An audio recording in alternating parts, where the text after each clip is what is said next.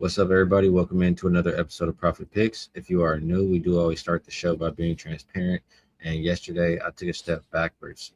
I had the sorry ass Connecticut Sun plus 13 and a half. And I knew that was dead pretty early. I made that bet before we spoke yesterday, Vino. You made some good points about the Valkyries. And when I'm watching the game, I was like, damn it, why couldn't I have talked to Vino sooner? Hopefully, yesterday was better for you, Vino. Yeah, I cashed it. I haven't had a lot of big bets this season, but it was like the third 4% I've had this year on Golden State last night, and it went kind of the way I thought it would go. They just from start to finish. And you know what? We'll talk about the New York game, so I won't bring this up now. But that one did cash, and then we backed it up with the best bet that we left here on the show, the second game, Seattle and Toronto under, which I know we both like. Seattle, Toronto under. It played out to form. They stayed about, I don't know, maybe 6 points under the total, which was severely bet down.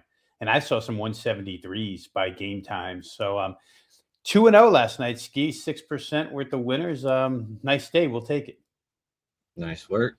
You carry us on that package yesterday. So I appreciate that. I could take that bum tag off my last name. Shout out to the chat. We got Brian in here, Joey Betts in here.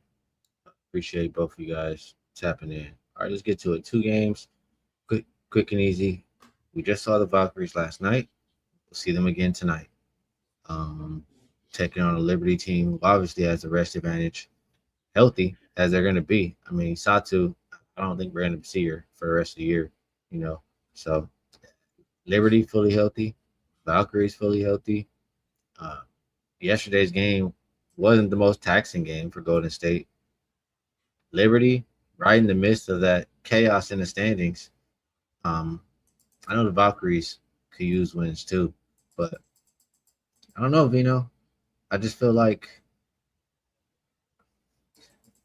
we talk about Valkyries being a really, really great team. They just play as a very good, cohesive unit, no matter who's on the floor. The Liberty, they don't always do that. But the Liberty have so much, how do I say? I don't know. They're just better than the Valkyries when you look at 1 through 5. And when you have a healthy Phoebich, you can at least trust them to be better defensively and just, she's the glue player for that team. When she's out, they struggle. When she's in, they look pretty good. She's in right now, and they're at home with the rest advantage. I have to think the Liberty are the right side in this game. I don't know that I want to get there with anything on the total. Any thoughts from you?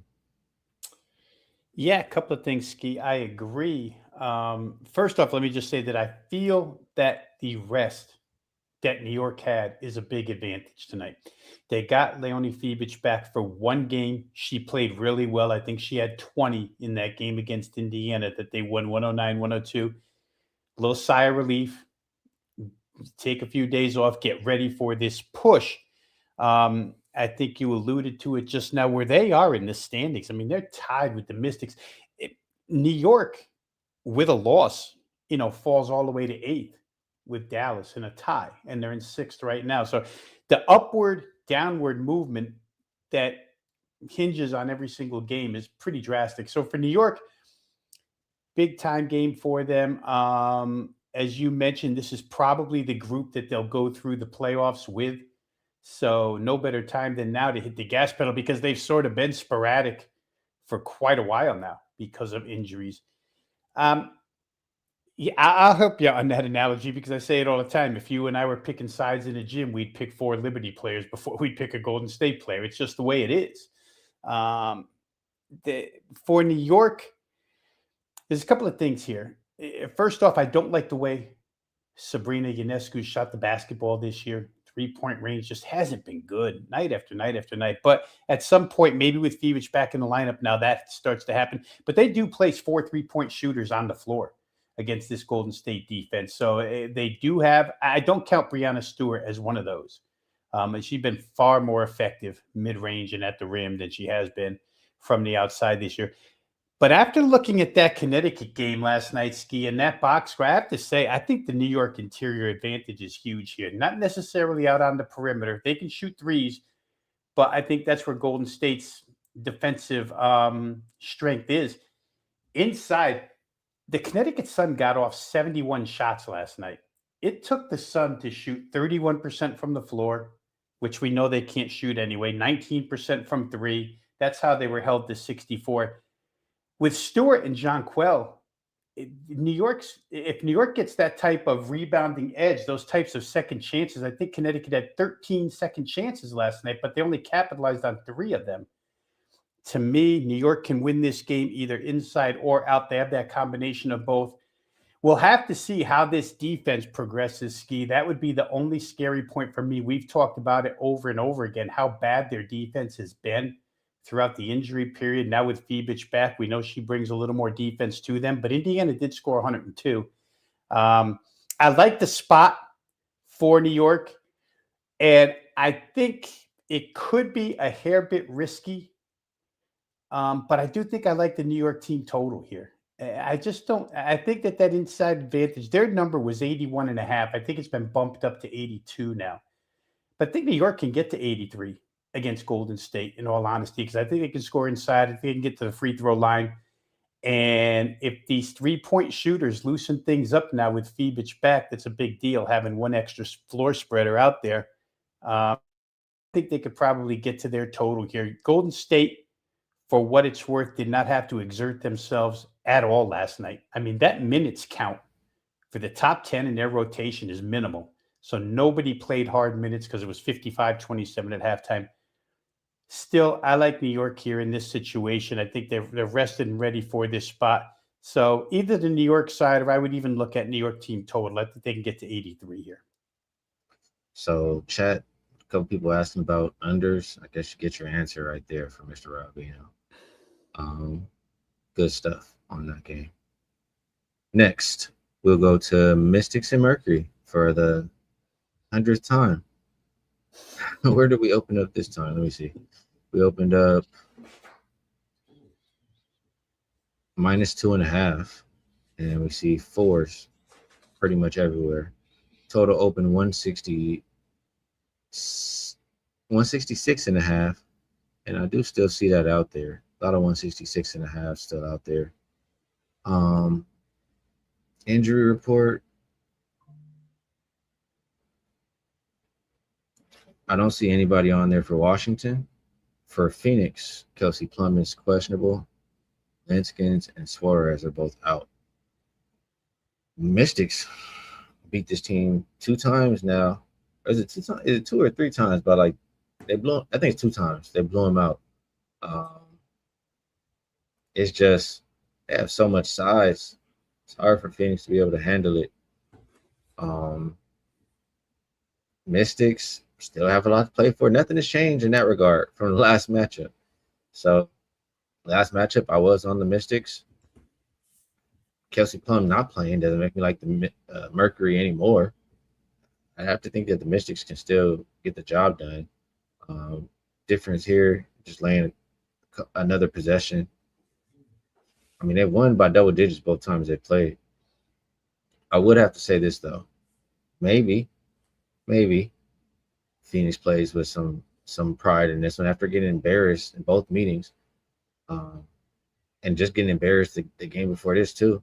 You know, maybe they come out there with a different mindset or a different game plan, and you know they're used to whatever Washington's going to do, and they have an answer for it.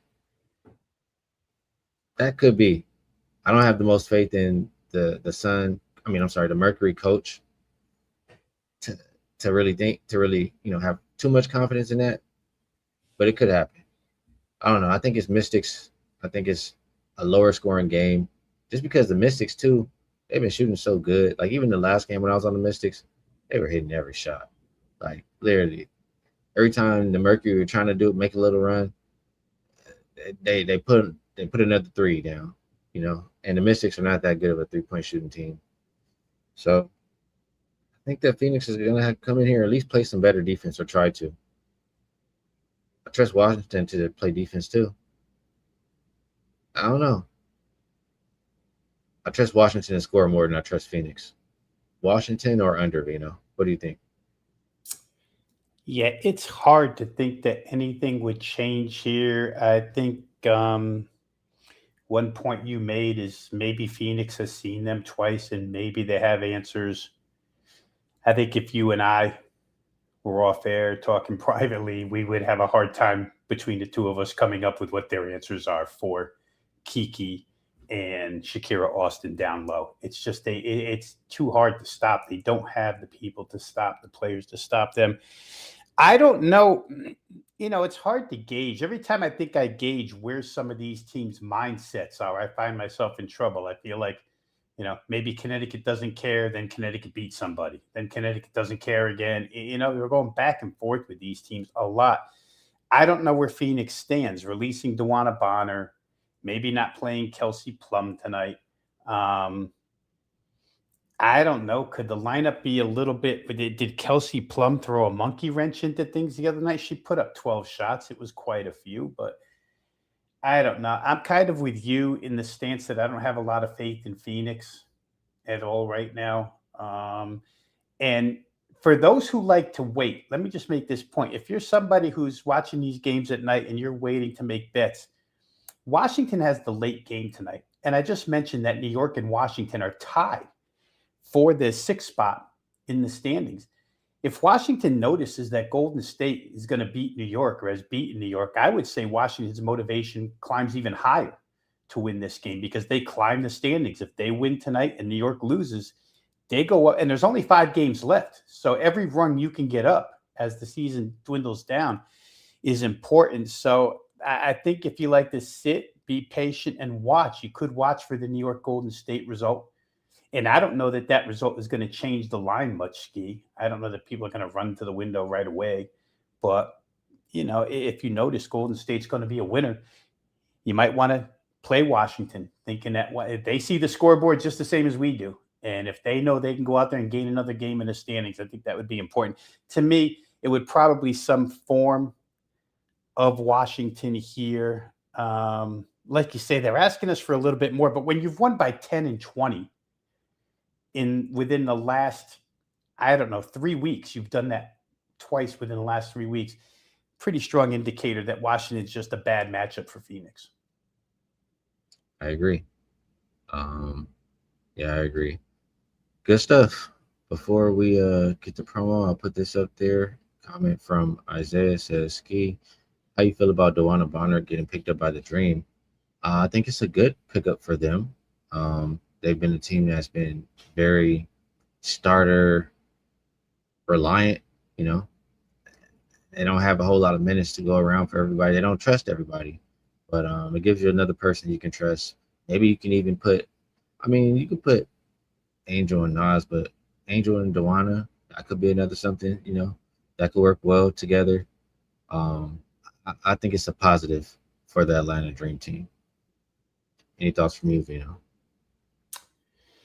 Yeah, I think I don't know the severity of the Brianna Jones injury, but with her, like you say, Atlanta, they probably are the most reliant on their starting five. Their bench gets no minutes. Even Pow Pow as a backup point guard gets like 3 or 4 minutes a night now. And with Bree Jones not playing, you need somebody off that bench that can give you minutes. And of course, Bree Jones brings you size. Dwana Bonner will bring you. She's a stretch type of player. She can get you rebounds. She can shoot three. So I think as far as personnel fit, it's good. And I think if they see that Jones isn't going to play for a while, it's probably an even better pickup at that point. I agree again. So good stuff. We will wrap it up. Um, get that off the screen. There we go. So, usual promos that we always do. The 2-for-1, Vino and Skee. 3-day all access comes out to only $69. If you prefer to rock with one of us, same $69 get you 6 days from whoever you choose. So that's what I'm going to put up there, Vino. If there's anything else to promote, feel free. And if you have a best bet for the show, we'd love to hear it. If not, no worries. Yeah, maybe I'll just rest on my laurels from last night, Skee, and not have a best bet today. We did come with one yesterday, and it got there for the audience. But tomorrow, as we looked ahead, heading onto the show, there's 4 games tomorrow. There's a way better chance that I'll have more than one play tomorrow. With only one play up for clients tonight, I'm not going to leave it as a best bet here. So we'll take a pass on the best bet, but likely come back with one tomorrow. All right, good stuff. I'm passing. I have one play today. It's a 5% play. You guys know we can't give those away. I won 16 of my last 25%. Looking to cash another one here tonight. So, good stuff, Vino. We have 4 games to talk about tomorrow. Look forward to that. Chat, we appreciate you all. Best of luck, everybody, on all of your action, and we'll catch you all again tomorrow.